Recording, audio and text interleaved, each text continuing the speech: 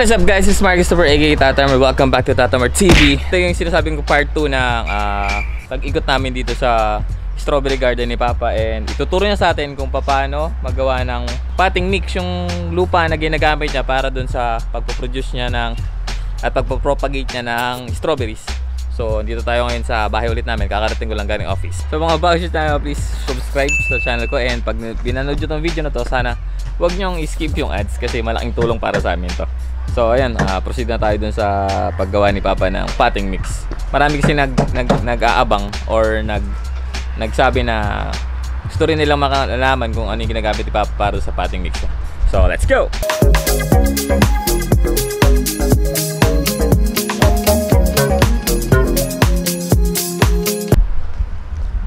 Ayan siya. So tatlo lang yung ginagamit namin dito. Depende dun sa availability ng materials. So ang available lang sa amin dito yung decomposed na rice hull, ito. Tapos yung rice hull na sariwa. Kung medyo maitim-itim ng konti, mas maganda. And then ordinary garden soil. So ang kuha namin din is 1 part, 1 part, 1 part. Ganun ang ratio. So susukat tayo dito.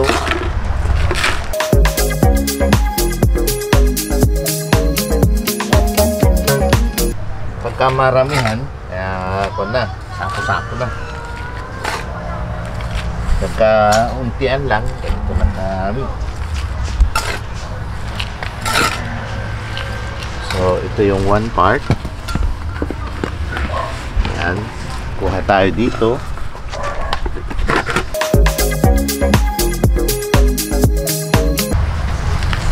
Mix natin. Tapos rice hull. Kuha tayo ng rice hull. Last part. Yeah. So kailangan hindi masyadong mabigat, hindi rin masyadong magaan. Pag magaan, madaling matuyo yung tubig. Pagka naman mabigat, naglalag naman yung tubig. So kailangan dun ay pantay lang.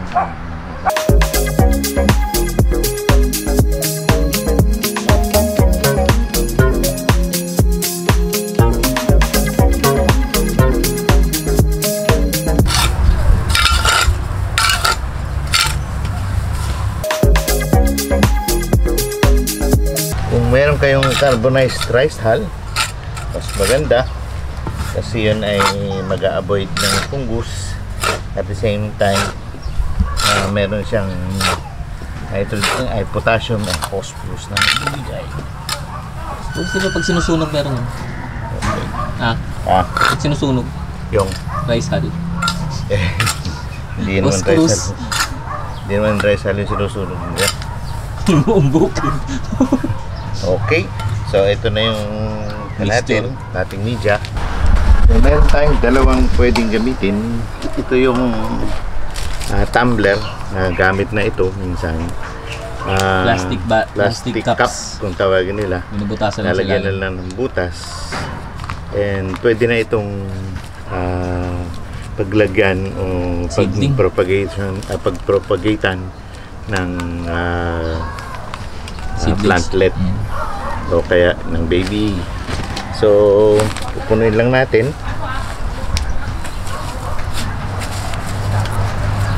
Ayan. So maglagay lang tayo ng tubig. Okay. So o kaya pwede itong seedling bag na maliit, potting bag na maliit. Ito ay 2.5 by 2.5 by 4.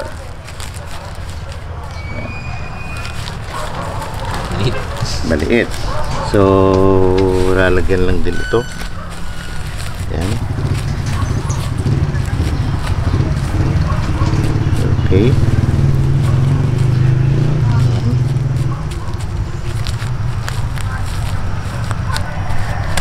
Okay, ready na.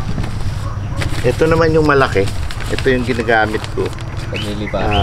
paglilipatan nung nung seedlings.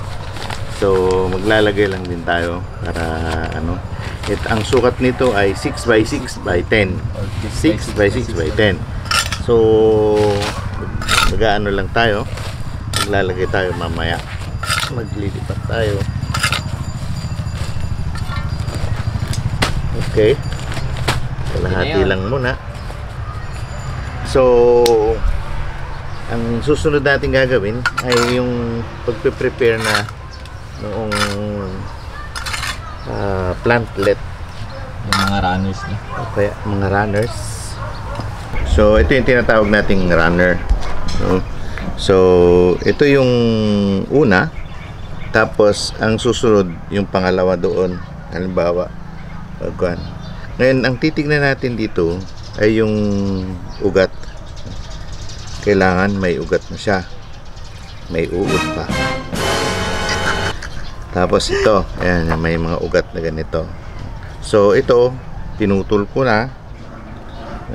Ito rin, pinutol na. Dugtong na, no? So, yung runner na isa. Nag-runner pa rin. Ang advantage dito ay magko-concentrate yung mga nutrients dito.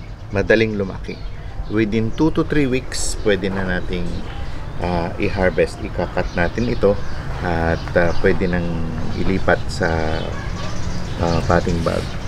So, ang ginagawa ko lang, kasi kakaunti pa lang naman, at saka ito pa lang yung ay gaganon lang ng konti, i-indent lang ng konti, kukuha ng barbecue stick, yan. Pagkatapos ay gagawin lang B and pesto, yan, nandiyan na siya. So ganun lang. Tapos ito naman pwede rin natin gamitin, yan, ganun lang din.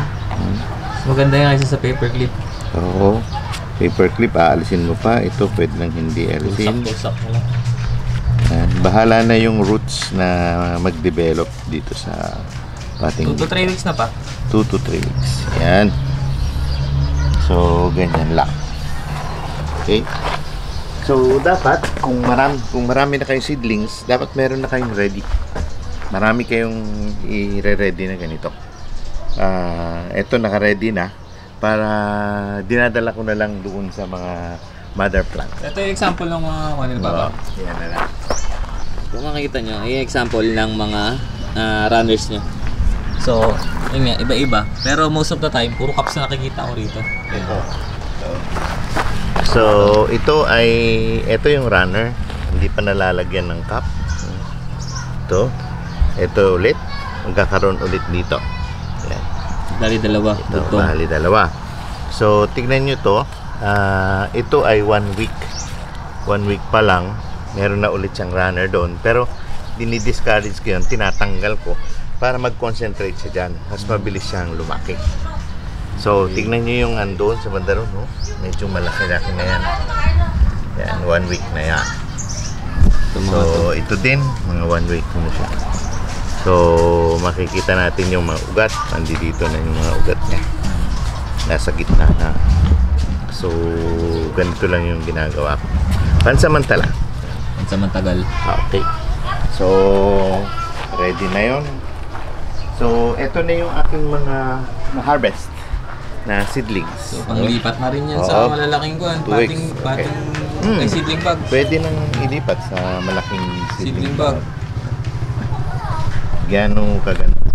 Tingnan kung gaano kaganda. No? Ang price nito dito sa amin ay 50 pesos to 75 pesos. Depende yun sa akin. Depende yun sa akin. So, makikita nyo yung kwan. Yan, yung mga roots niya. Kitang-kita. Visible na siya. Established na. So, pag established na ganun, pwede siya ilipat sa mas malalaking seedling bag. Yung pag 6x6 by 10. So, okay. So, ito na yung i-prepare natin kanina na seedling bag. Seedling bag. So, kukuha lang tayo ng isa dito. Tignan nyo kung na-establish na yung mga roots niya. Pwede nang ilipat dito. So, dapat medyo susukatin nyo ng konti na yung crown, gaya nung sa una nating video, yung crown, yon dapat hindi yan natatakpan, o dapat yan hindi natatabunan ng lupa. Kasi pagka natabunan niya ng lupa, umpisa na yon ng pagbubulok niya, magrarat siya. So yun na. So himas lang ng konti. Pagkatapos ganun lang. Nakita niyo ugat. Yung mga ugat. Tapos ilalagay natin ganun. And then Tabo na. tatabo na.